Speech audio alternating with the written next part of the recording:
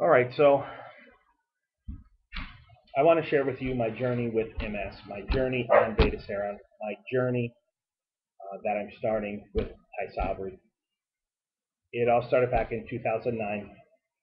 My girlfriend and I moved from our apartment into our home, and moving by the third day, my whole right arm was numb, including my fingers.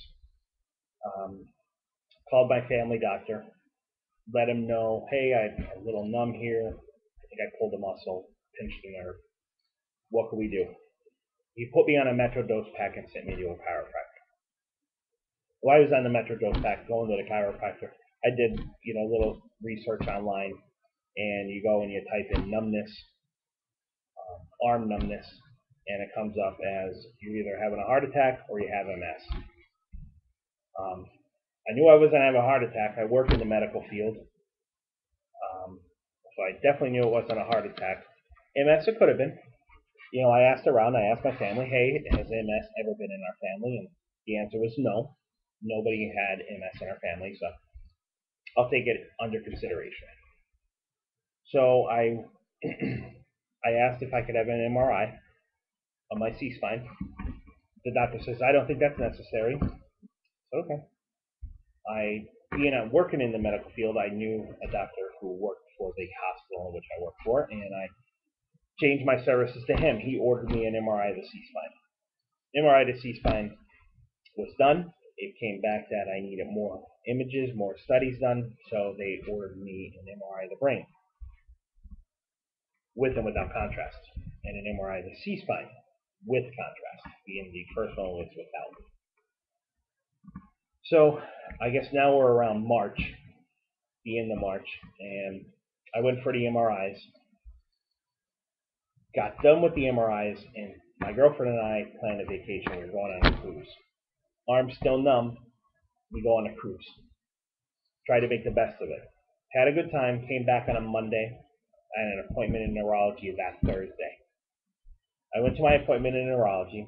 It turns out the MS specialist is a girl I went to school with all my life. I'm 32 now, so I knew her for the last 26, 27 years. I knew her. So we had a good rapport built, and we were comfortable with each other. I asked her straight out, do I have MS? I was pretty convinced that I did. And she, yes, you have MS. Okay. It wasn't hard to hear. I wasn't like, yes, I'm right, but I was prepared. From there, she ordered me to go on a Solumedrol. I believe that was 4 days of it. I did 4 days of it, and she introduced me to Beteseron. Read about it, watched the DVDs, decided, okay, I could do that. Subcutaneous needle every other day, not a lot of side effects mentioned.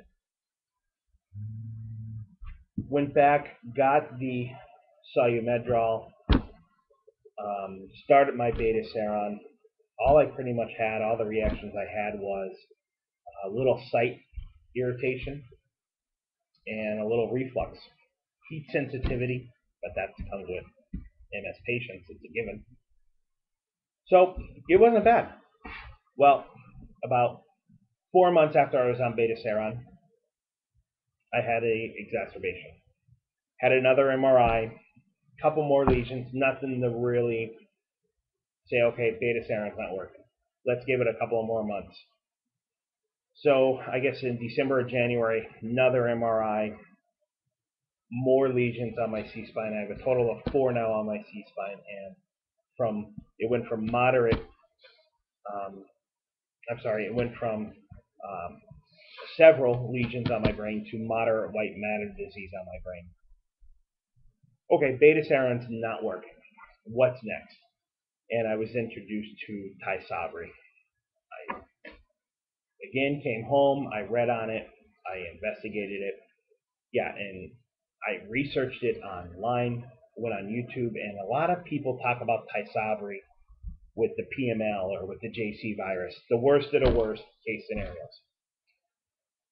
They forget the whole, people are doing so good on it. They live by it. That's what I was looking for. the good parts of it. Yeah, there's always negatives. There's negatives to everything in life. You could sit there and say, all right, well, there's no test to tell you, yes, I have the JC virus, when we know 55% of MS patients have the JC virus. So I, weighed the pros and cons, and I decided I'm going to go with Tysabri. I joined the Touch program, signed my papers, was informed of the PML, was informed of the side effects that could possibly happen. So I'm making this for me and you. I'm making this to share my experience on Tysabri. I'm not making this to scare you, to confuse you. I'm making this hopefully to help you, to answer questions, whether it be on Beteseron, whether it be about MS, whether it be about Tysabri. I don't know a lot about Tysabri yet. Like I said, tomorrow is my first infusion, but I want to share it with you. I know today I'm sitting here right now, and I know in less than 12 hours I'm going to be hooked up to a machine with this medicine going in me. And how am I going to feel?